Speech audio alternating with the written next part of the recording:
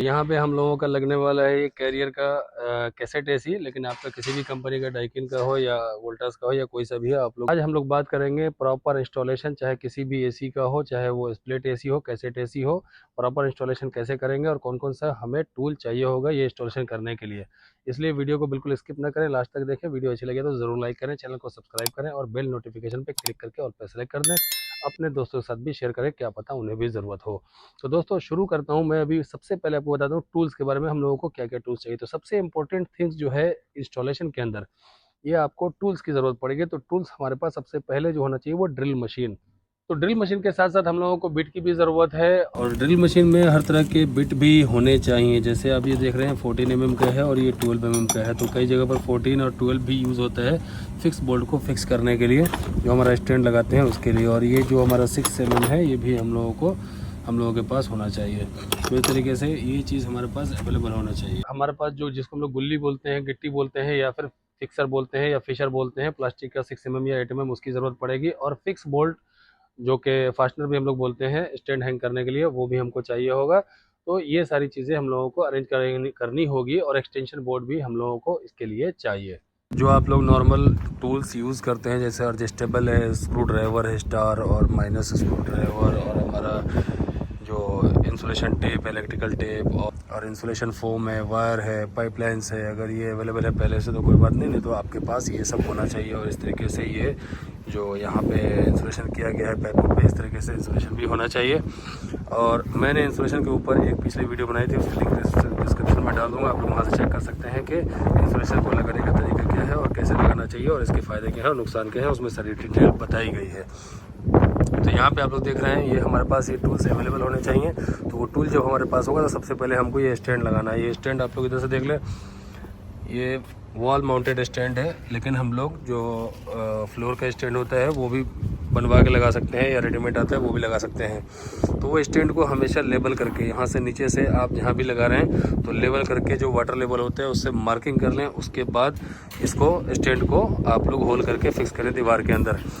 तो पाइपिंग हमने पहले किया या बाद में किया, उसके बाद हमने क्या करना है, स्टैंड लगाने के बाद हमने आउटडोर को स्टैंड पे फिक्स कर देना, रख देना है। उसके बाद हमने इसको टाइट करना है। आपका हाइट ज़्यादा भी हो सकता है, कम भी हो सकता है, लेकिन हमेशा आप लोग ये ध्यान में रखें कि एसी को जो इंस्टॉल किया जाता है इतने हाइट पे मैक्सिमम इंस्टॉल करना चाहिए, ताकि उसकी मेंटेनेंस सही से हो सके और सर्विसिंग टाइम पे हो सके, और कंप्रेसर ख़राब हुआ तो उसको हम लोग ठीक कर सकें। इसलिए आप लोग हमेशा जो उसकी हाइट है वो हमेशा मेंटेन करें तो ज़्यादा अच्छी होगी। उसके बाद जो दूसरी बात है, ये रबड़ पैड, ये आप लोग देख रहे हैं रबड़ पैड यहाँ पे लगा हुआ है नीचे। ये रबड़ पैड किस लिए लगाते हैं, ये अक्सर जो वाइब्रेशन करती है मशीन, चलती है तो वाइब्रेशन करती है, उसमें उसके लिए काम आता है। आपकी मशीन वाइब्रेशन नहीं करेगी। दूसरा, ये स्टैंड अगर ऊपर नीचे होगा तो भी आपकी मशीन में वाइब्रेशन आ सकता है, परफॉर्मेंस में भी कमी आ सकती है। ये हमने पाइपलाइन कर दिया और यहाँ पे हमने स्टैंड लगा दिया और ये आउटडोर लगा दिया। अभी हमने क्या करना है, इसका जो पाइप है आप लोग अपने हिसाब से अपना मेजरमेंट करके, और मेजरमेंट टेप भी आप लोगों के पास होना चाहिए, वो मेजरमेंट करके तब आप लोग पाइप डालें। 1/2 मीटर एक्स्ट्रा डालेंगे तो कोई प्रॉब्लम नहीं, हमारे पास ज़्यादा एक्स्ट्रा डाला हुआ है, तो ये आप लोग इसके बारे में ना सोचें। तो ये पाइप क्या करना है, यहाँ पे जो आप देख रहे हैं आउटडोर के पीछे से हमने लाया है, तो इसको क्या करना है, यहाँ से 1/2 मीटर से हम लोग कट कर देंगे। कट करने के बाद इसको क्या करना है, स्प्रिंग बेंडर से या मैकेनिकल बेंडर से इसको बेंड करना है, ताकि वहाँ पे जो हमारा ये सर्विस वाल्व है, इसका स्प्लिट वाल्व भी इसको बोलते हैं, सर्विस वाल्व भी बोलते हैं। ये गैस यहाँ से हम लोग पम्प डाउन भी करते हैं, मशीन को गैस बैक करते हैं, यहाँ से रनकी होते हैं इसके अंदर। तो इसके अंदर हम लोगों ने फ्लेयरिंग करके और उसके अंदर कनेक्ट करके कॉपर पाइप के अंदर, और इसको हमने लगाना है सक्शन लाइन और लिक्विड लाइन, ये हमने कनेक्ट कर देना है। और जो वायर है वो इस पाइप के साथ ही आई हुई है, यहाँ पे आप लोग देख रहे हैं ये वायर है, यहाँ पे 3 कोर या 4 कोर जो भी वायर है वो यहाँ पे आप लोग कनेक्शन कर सकते हैं। यहाँ से यहाँ तक पाइप के साथ आएगा, और यहाँ से आप लोग उसको फ्लेक्सिबल पाइप में डाल के इसके अंदर डाल देंगे और कनेक्ट कर देंगे। ये आउटडोर जो है इसके अंदर जो कनेक्शन है इंडोर का, वो आउटडोर से जाता है। तो हमें मेन लाइन का, आपके पास हो सकता है कि इंडोर की पावर अंदर हो, लेकिन हमारे पास ये बाहर है, तो दोनों तरफ हो सकती है, उसमें किसी तरह का कोई प्रॉब्लम नहीं है। तो हम बाहर से भी कनेक्शन दे सकते हैं, अंदर से भी दे सकते हैं।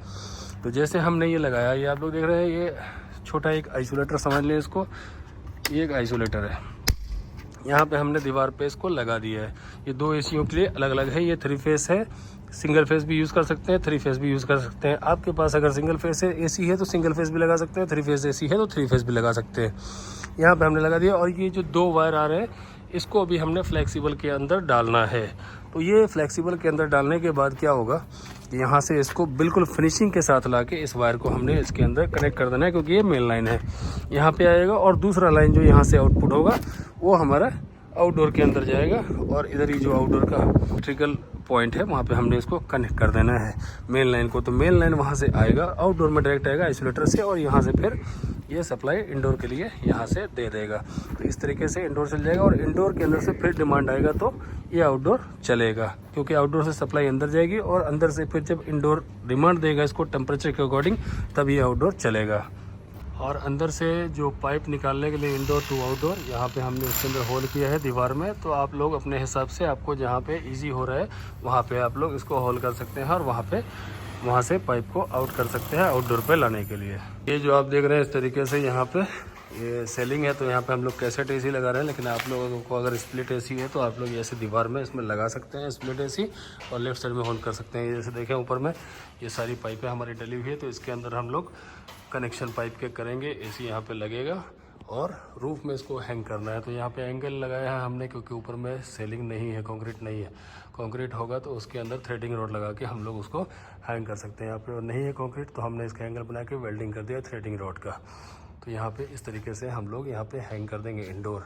और कनेक्शन के लिए वो जो आप देख रहे हैं वहाँ से मेन लाइन हम लोग लेके जाएंगे आउटडोर पे। तो आप लोगों का अंदर में काम हो जाए, इंडोर का कनेक्शन हो जाए, इसी तरीके से जैसे यहाँ फ्लेयर बनाया वैसे ही अंदर फ्लेयर बनाना है। वहाँ पे जब कनेक्शन हो जाएगा तो ड्रेन लाइन भी उधर डालना होगा। और ड्रेन पाइप जब भी आप लोग डालें, तो अगर PVC का पाइप डाल रहे हैं, UPVC या CPVC, तो उसके ऊपर ज़रूर आप लोग इंसुलेशन कर दें, क्योंकि वहाँ से फिर ठंडा पानी होगा तो स्वेटिंग होगी, मॉइस्चर बनेगा और लीकेज का ख़तरा होगा। तो उससे क्या होगा, फॉल सीलिंग हमारी ख़राब हो जाएगी। उसके बाद क्या करना है, जब इंडोर का काम सारा फाइनल हो जाएगा, आउटडोर का फाइनल हो जाएगा, तो क्या करेंगे, यहाँ से हम इसमें प्रेशर डाल के लाइन का लीक टेस्ट कर लेंगे, और इंडोर का जो लीक है वहाँ पे जो जॉइंट है हमारा उसको चेक कर लेंगे। और अगर चाहें तो 12 घंटा प्रेशर होल्ड कर सकते हैं इसके अंदर।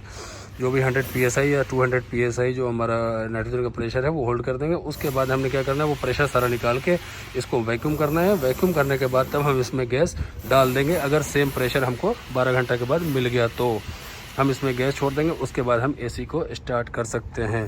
तो उम्मीद करता हूँ आप लोगों को मेरी वीडियो ये अच्छी लगी होगी। वीडियो अगर अच्छी लगी हो तो ज़रूर लाइक कर दें, चैनल को सब्सक्राइब करें, और बेल नोटिफिकेशन पे क्लिक करके ऑल पे सेलेक्ट कर दें। अपने दोस्तों के साथ भी शेयर करें। तो चलिए दोस्तों, जल्दी मिलता हूँ नेक्स्ट वीडियो में। Thank you very much for watching my video. Bye bye.